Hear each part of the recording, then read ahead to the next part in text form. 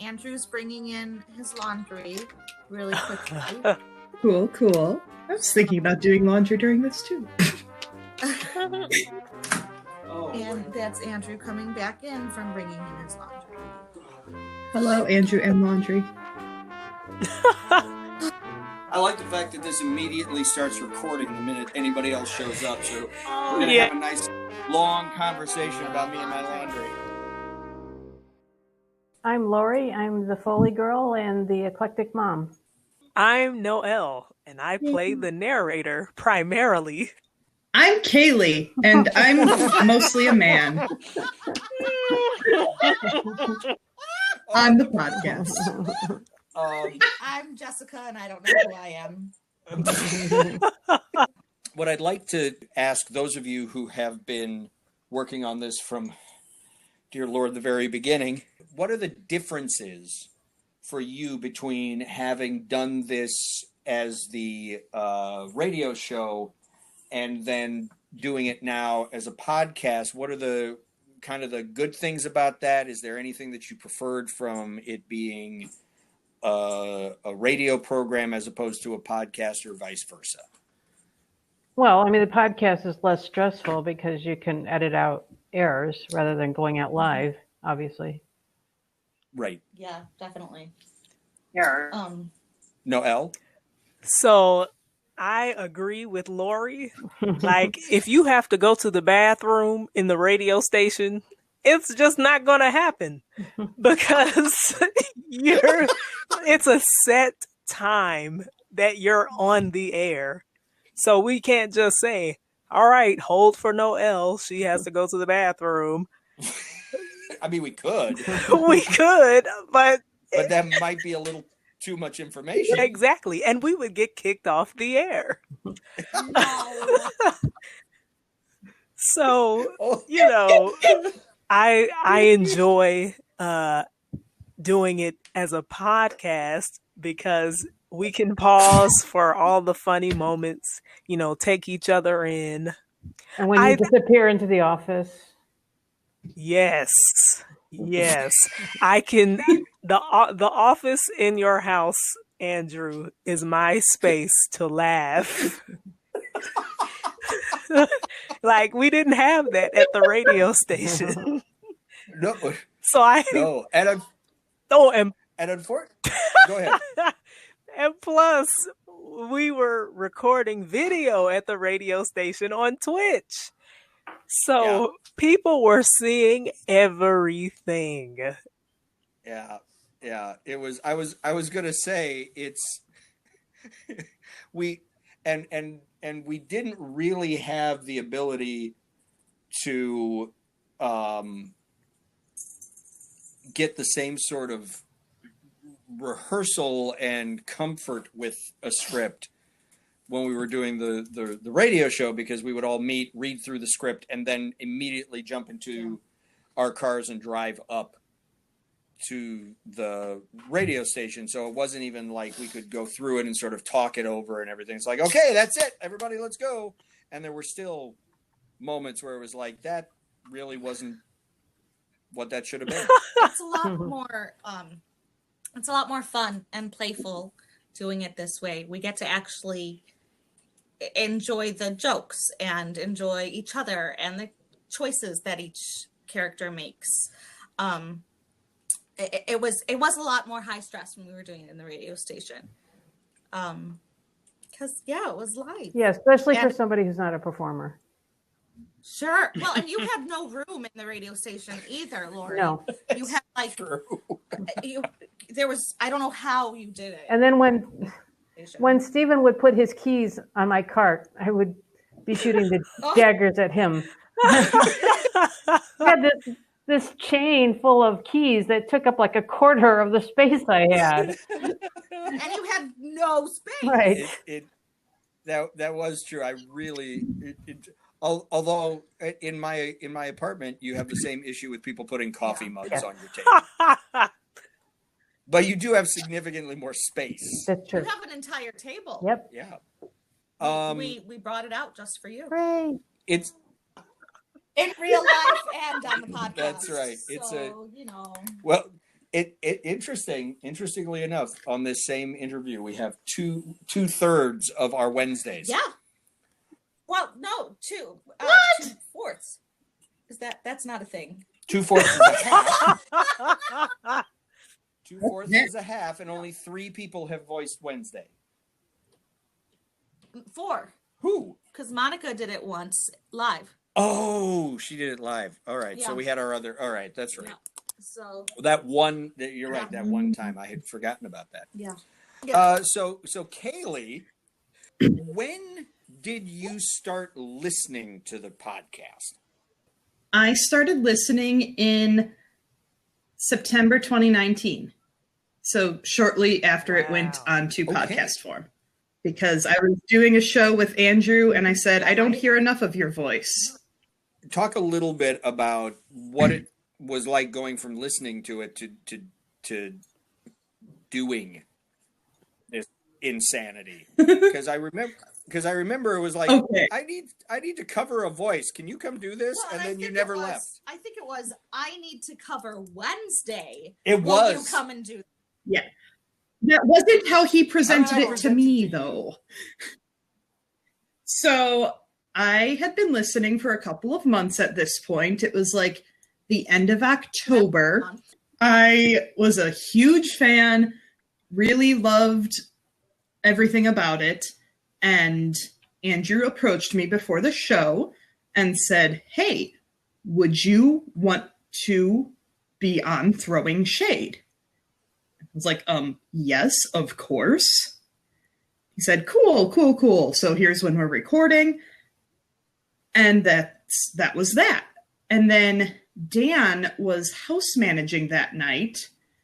And he talked to Dan and said, oh, by the way, this is Kaeley. She's going to be our Wednesday. I was like, I'm what now?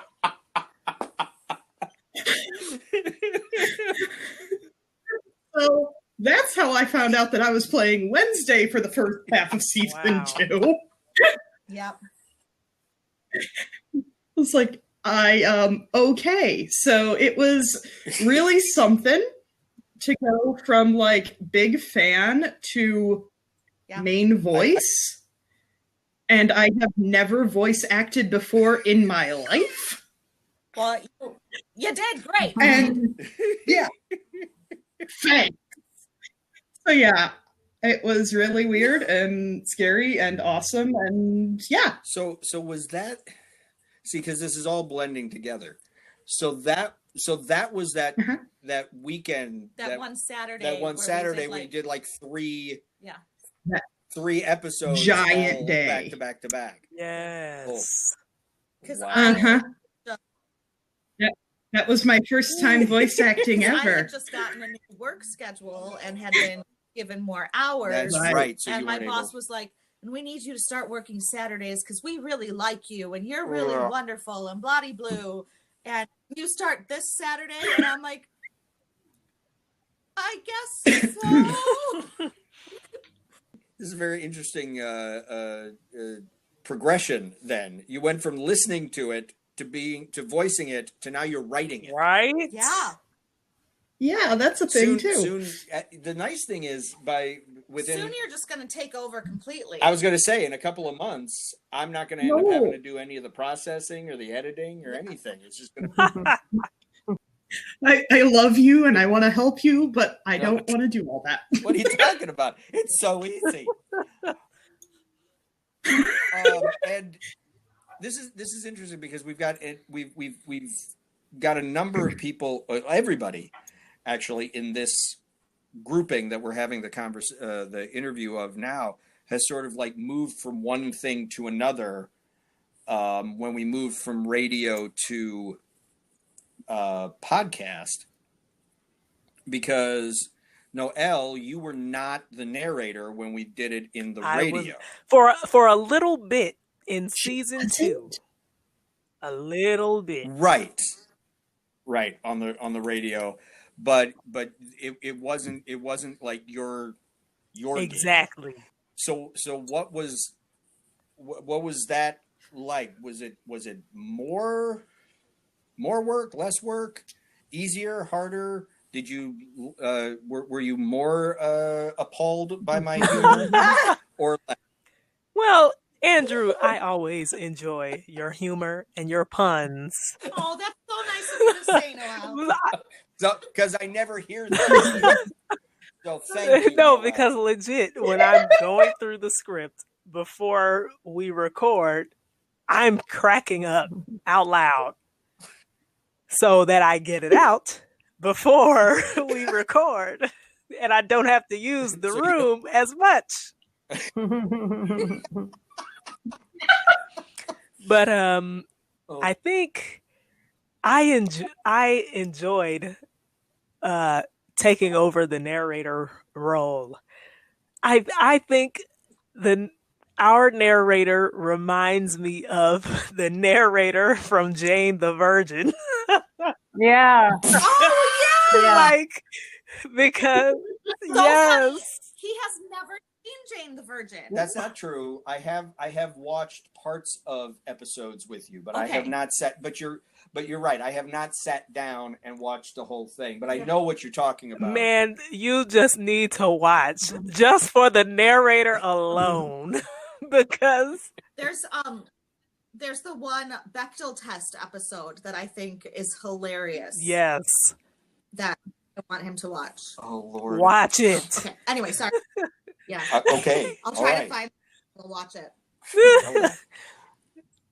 Well, a good show. It's interesting. It's interesting because now, having reworked the series for podcast, because we did rework all of the episodes between it being on the radio and it being a podcast. I've gotten the narrator now has, I think, a significantly more individualized voice. Yes.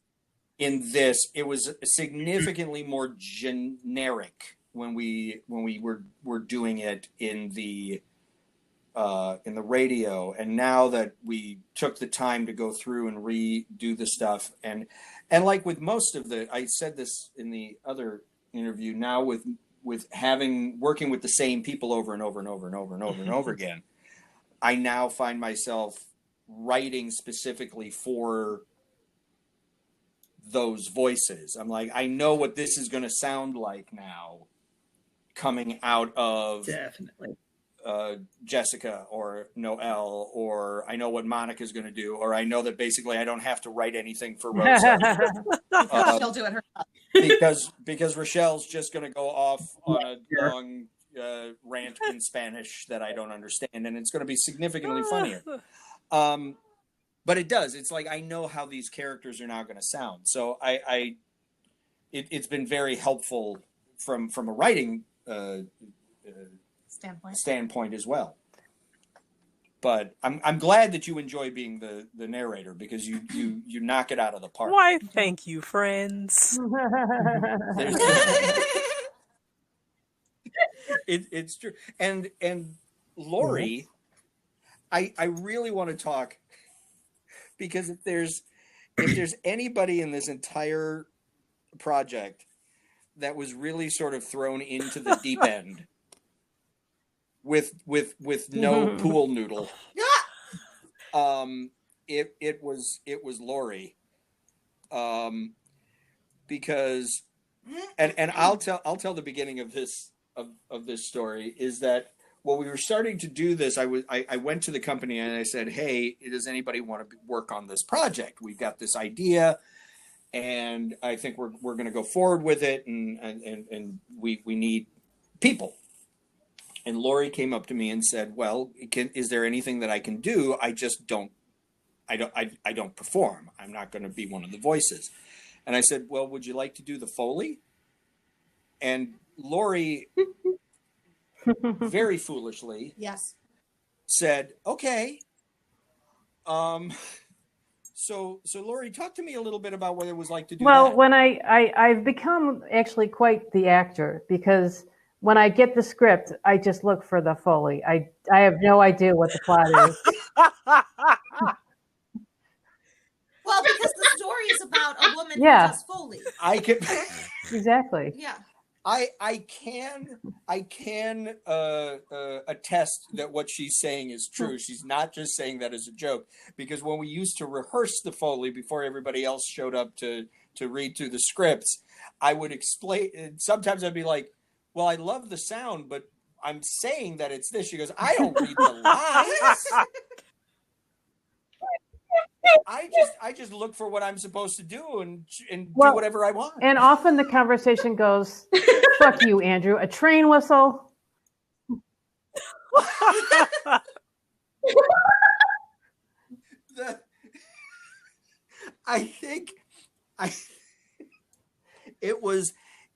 I felt, I cannot tell you how absolutely sorry I was that very you and me first both. read through before the first night on the radio. Oh my gosh.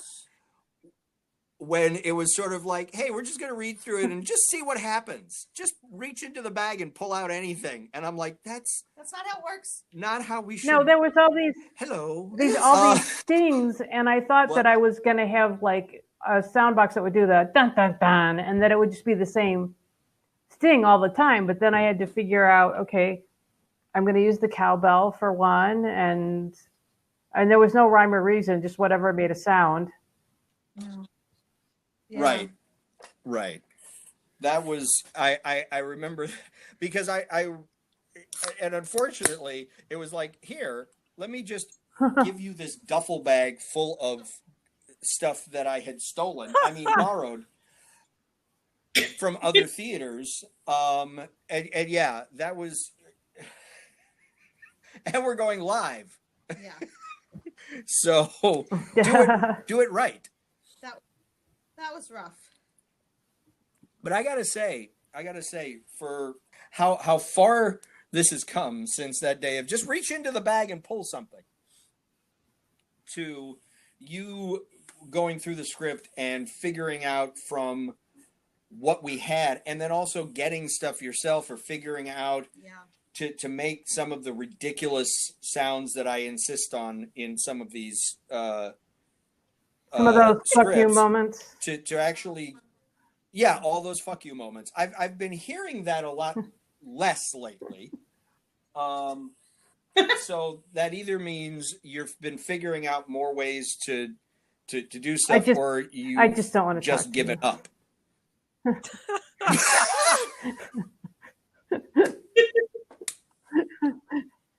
Well, no, because you don't do mouth stuff.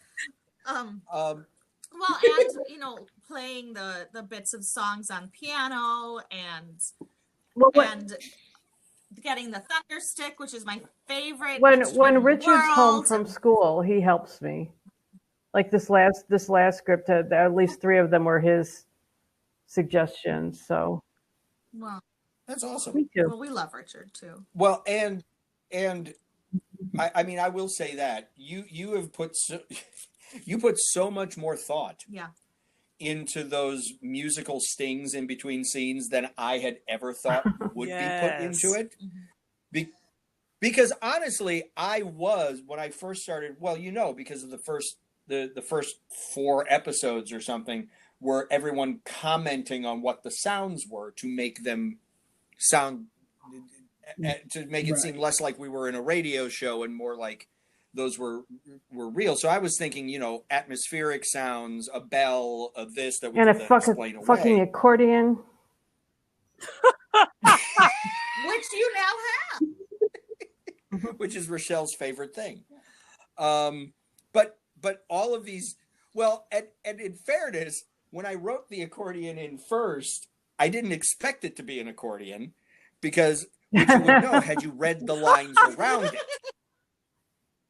Because I even said, that's an accordion. Well, without your perfect line reading, how was I supposed to know what you meant?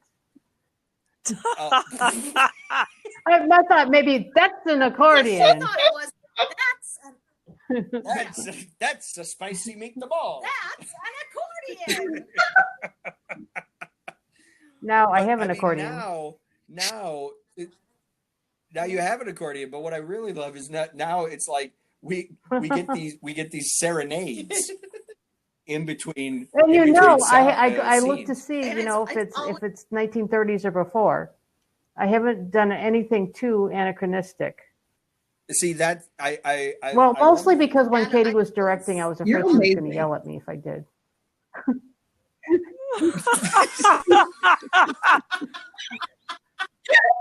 I applaud the fact that you thought that she'd look that up. Well, I mean, if I'm doing, you know, It's if I'm doing The Last Train to Clarksville, she might Yeah, pick up no, on that. That's That's 3 true. decades off. I part of me, I'm not 100% sure how I would go with that, because I do spend way too much time doing the same thing. Yes. It's like today, I'm like, as I was writing, one of the things I looked up was, when was Variety first published? Well, you know, Richard. 1933. Well, you know, in Richard case and I are anyone working on the wants to know. Halloween episode, and so we've been doing some researching about, you know, what was Halloween in the 30s. sure. Oh, see, I'm impressed My- that you did that. My Google search for today was, do gorillas have thumbs? I won't give you any context. Wait, I know the plot of the episode you're writing. Do we have a So gorilla I'm that's really hitchhiking? terrified of- It's Oh, it's the King Kong episode. Oh man! The Shade gets kidnapped by King Kong, and the vamp has to Wow. rescue him. Wow, there you go. That's there. That's where we are. So I will turn to the last of our quartet here. I sing soprano. So Jess. Yeah. So you went from the radio show Yes. to doing various characters. Mm-hmm. I even did Foley once. You did. That was terrifying. Not for the radio though. No, not for the radio. But doing various characters through almost all of the first season of the podcast, doing various characters, and then the final episode of the podcast of season 1, you took over Wednesday. Yes. And have, save for those 3 episodes that Kaeley stepped in, have been Wednesday morning now for the remainder of that. What was that like, taking over at the end of the first season from Sarah? Well, Sarah was Wednesday. It was her creation. Yeah. And her idea completely. So I try my best to be true to the Wednesday that she created. It's kind of it's difficult because I want to do that Wednesday justice. But as you've been writing her a little bit more geared towards my Wednesday rather than Sarah's Wednesday. So I think it's been a nice shift in that way. But you know, it's been fun. It's been fun playing. It's been fun playing with you. And what I've loved is that the episode, the final episode of season 1, where the secret gets revealed, who Wednesday is.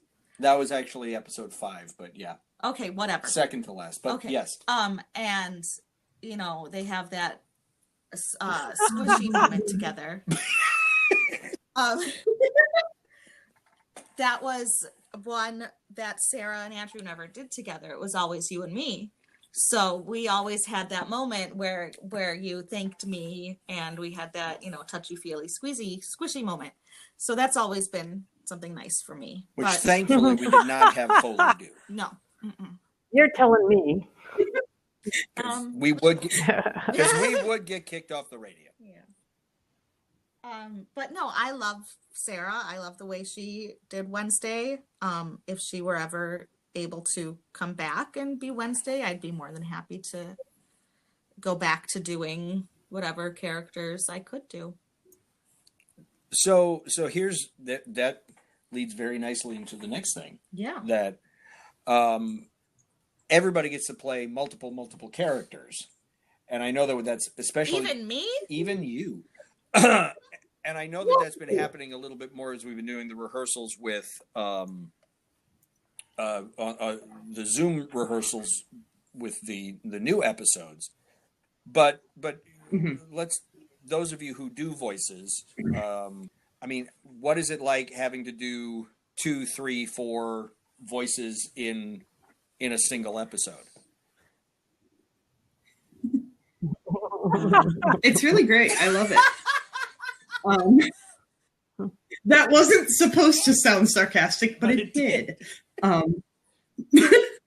No, I honestly think it's really fun. I've really enjoyed getting to play with all of the more masculine voices because, like I said so eloquently earlier, I have been playing a lot of men. I voice Ponch, whom I adore. Ponch and John. They're my favorite. Plus, then I get to be with Serena. So, you know. And Ian Flemish. And yes, coming up, I get to be the ever suave Ian Flemish. And yeah, so it's really fun. It's been difficult sometimes, especially because Andrew's had me talking to myself as men and women in the same scene. And so getting the octave shift in there is like, oh yeah, no problem, ma'am. And then, oh, I'm up here now. And it's hard, but it's great. I love it. That's another reason it's good that we're not recording live. Right? Because there's lots of mishaps. Well, and Noelle, you've been starting to do more and more characters on top of doing the narrator. Because for a while it was like, Noelle's just going to handle the narrator because Lord knows I have you talk enough. But I've been like, one of the things, and I will say this, one of the things that I loved about when you weren't the narrator and we were doing in the radio is any character I threw at you, you were like, boom, I got a voice. Oh, Noelle, for it. Your voices are some of the greatest character voices. I absolutely loved it. And Jess can confirm when we were going to flip over to doing the podcast, and I was like, I want Noelle to be the narrator, but I don't want to lose all these great character voices that she does. Yeah. And so it's one of the reasons why I'm like, screw it, Noelle's going to voice this character. I try not to do it in any scene where you're doing a lot of narration, but sometimes it just happens. But I love the breadth of character voices. You know, it just comes from a lot of imagination. I mean, because sometimes I'm looking at the script and I'm like, man, I feel like I've used all my voices. So what am I going to do? Yeah, tell me about it.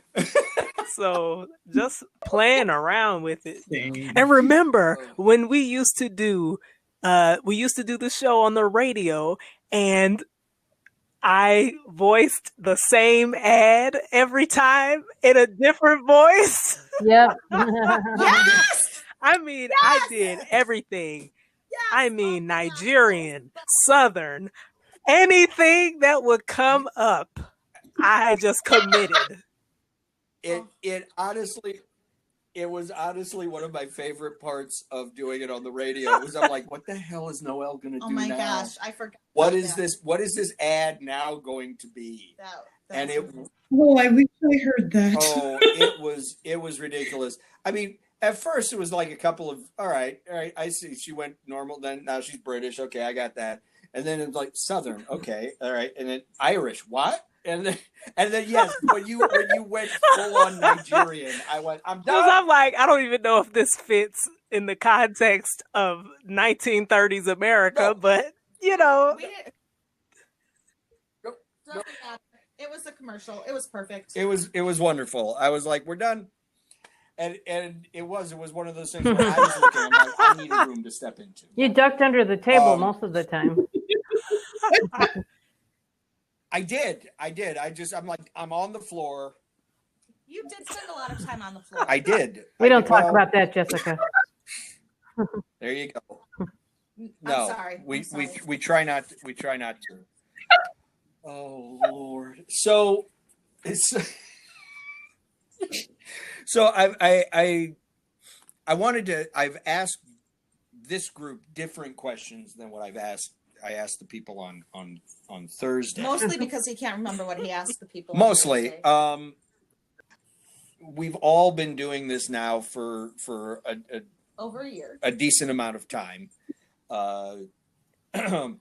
What has been either your favorite moment? What's your favorite thing about having done this, or your favorite moment in doing it, or whether it's a character that you got to do or whatever? Just kind of what's been your favorite thing about this insanity that we are involved in right now? And I'm just going to go down the list of names that I have sitting on my screen to get the answer. So Lori, you Andrew, get to go I first. just do it for the money.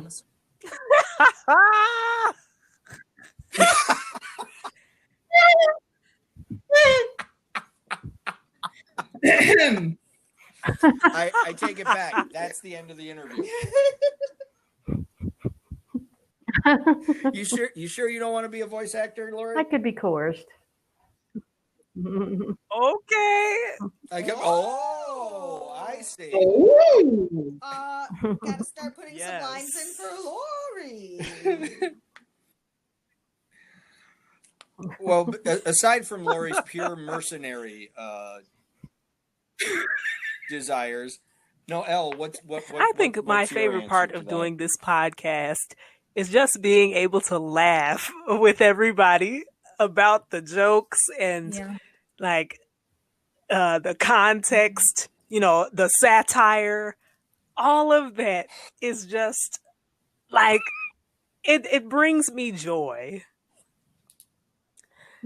Also, I enjoy the pressure that I have in not messing up the intro while the metronome is going. Because if I mess up, I have to go to the beginning, because you can't edit it where the ticks are going to be in time. Yeah. But I love it when I make it through with no mistakes. Woo! You always do. And I will say that's something that you can thank Katie for. Yeah. Well, because when we first started, way back in the mists of time, when we first started, my plan was that the intro was going to be the same every episode, just like the pre-recorded, just like the intro for The Shadow was the same every single time. They never changed anything about it. And Katie was like, "That's going to be boring. Put some gags into it." Is that cannoli? I was going to say it's Carmela.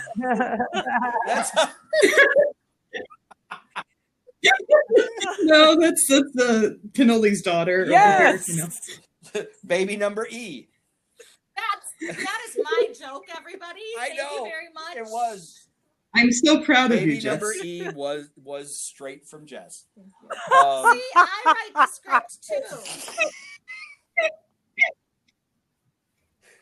But yes, it was. If it hadn't been for that, by the time we got to podcast, you could have just recorded it once and never had to do it again. True. But I'm now, imagining you just shaking your fists. Not at all. I love the different things, because like you can add more personality. Like, it's like I'm talking to the producers, like, who Yeah. did this? After a while, I'm like, I can only write so many jokes about what the actual lines in the intro are. Because I'm like, I can only make a joke about him wearing black or this, that, so often. But then if I start doing stuff about how the narrator is getting sick of this, or how the narrator it's like, I've never thought of it this way before. I've been saying this for this, or all of that. It helps with making the narrator an actual character. So I'm very glad that that's what we ended up doing, even though I did at some point about halfway through season 1 go, I don't know how many more jokes I can make about how stupid it is he wears black. But then as Dan likes to say, I discovered that the well has no bottom, and no, I can keep making these stupid kinds of jokes. I have so many parts that are my favorite. I've been trying to narrow it down. Honestly, just like the whole thing is so surreal to me sometimes, because like I said, I was listening to it and a big fan. And so it's like, if you're asked to be on your favorite TV show and now I'm writing it. And so that just, it's all very mind-blowing and humbling and fun, and I also loved Edna Codswallop. That was I was waiting for you to mention Edna. She needs to come back because I love her dearly and want to be Edna for a long time. You are writing it, so you can always What? It's true. It's true. There is nothing that says that we can't have a thing at the Hall of Records for in any episode. And funny thing about Edna, that scene straight up was written because I was like, I need an interim scene here, as opposed to going straight to what I said I was going to, which is why in that scene the narrator's like, wait, I thought they were going over here. Right, and then Thea was confused. He is like, wait, I thought we were going over here. Why are we in this place? Because I was like, no, if I go straight to that, then where's the fun in that? I need something in between. And so I went, let's go to the Hall of Records for, I don't know why she's going to go there. What are we going to look up? And I wish I could show you the page that I was writing that scene on, because in the margin on the page is just me coming up with that name over and over and over again. I just kept writing different British sounding words with old tiny names. At one point she was Agnes. I think I was looking up British slang for like obstacles and obstinate and stuff like that, because she was going to get in their way. And then I just remember the word codswallop coming into my head, and I went, that's it. And she's got to be named Edna. I don't know why, but it was beautiful though. But it is. It's a lot of fun. I love that character. I think she's my favorite character. Hey. That I've voiced. Jess? What? What, if anything, have you enjoyed about doing this? No. Look, just read the script I wrote for you. I enjoy doing the radio show because a lot of like what Noelle said, I really like you guys and I like doing this with you and it's fun and like what I said earlier, it's fun to play. So you're not doing it for the money? A little bit. You keep mentioning money, Lori. Yeah, like I don't know where this is coming from. It's kind of different for me because I get to sit and watch Andrew toil every day while he tries to create this thing, and then I get to watch us put it together. Toil. And then I get to watch him put it together and toil some more, and then all of a sudden it's a thing that people have in real life, and it's so weird. It's surreal, but I love it because I love all of you. Aw. And I love Andrew, and wow, who the heck am I? It's all right. You'll clean that up in I'll post. bring it back down in a couple of seconds. Yeah, I'll fix that. I'll fix that. I have feelings. No, it really is a highlight of my life to get to record this with all y'all, and I can't wait until you can be back in our living room and we can be laughing together and curling up under blankets and trying not to make the sofas squeak when we sit up. God. And I can be offering you drinks and So we'll never tea and So we'll coffee. never get rehearsal underway. Yeah, I love you all and I miss you all. Oh, and my favorite character was the inappropriate, sexy Southern daughter. Yes.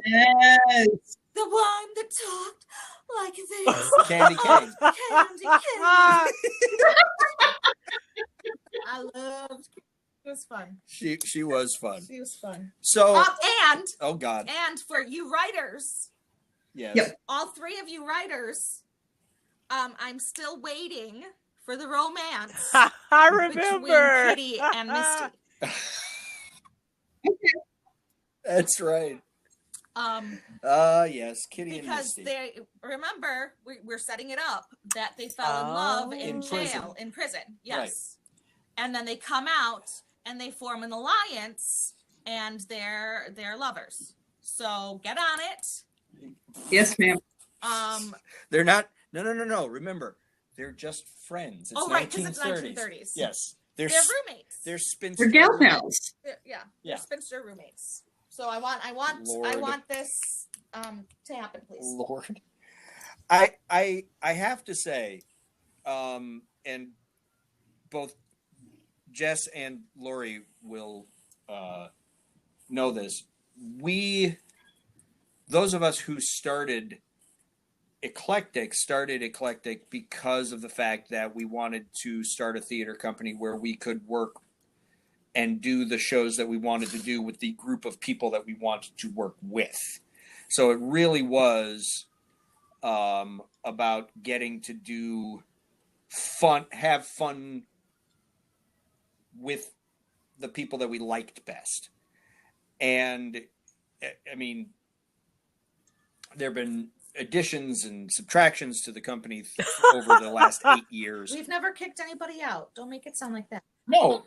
Subtractions made it sound Well, no, I mean that you people, can no longer play with us. no, Yep.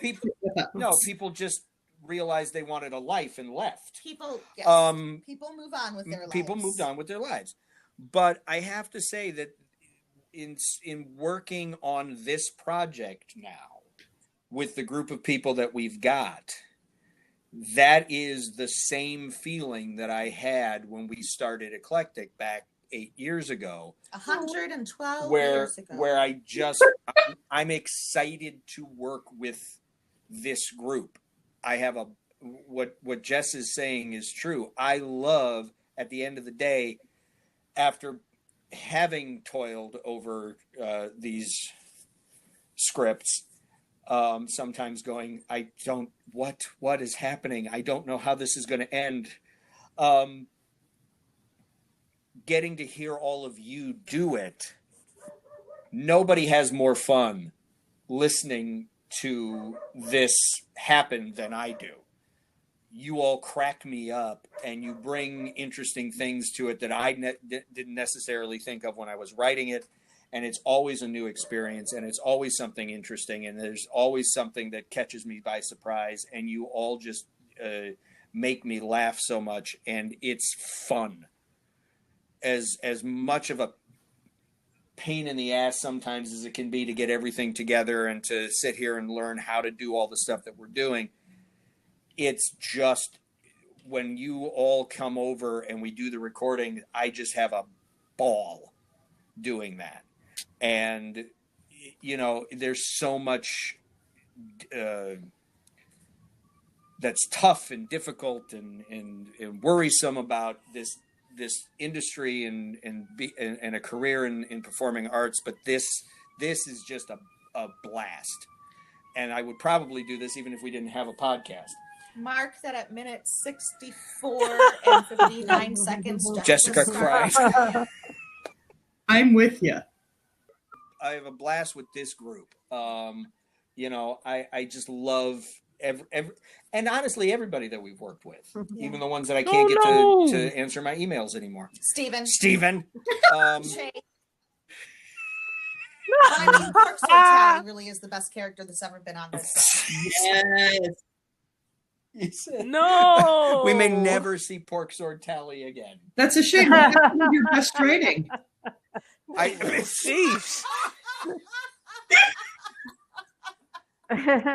Well, we're having difficulties, and Kaeley is no longer on. No.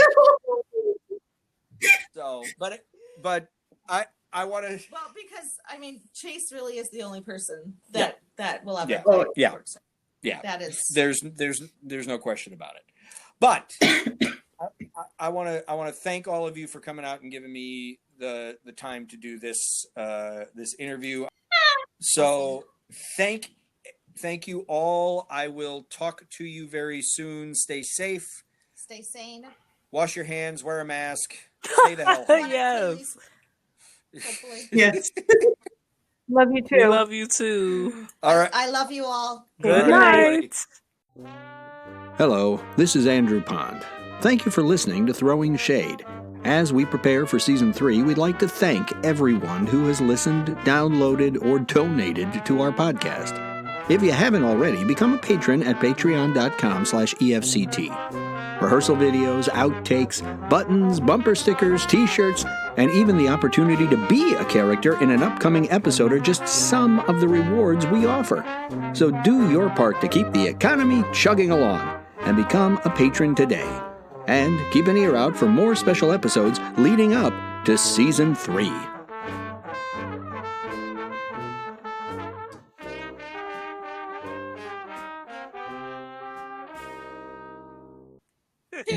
Two times the fun. Yeah.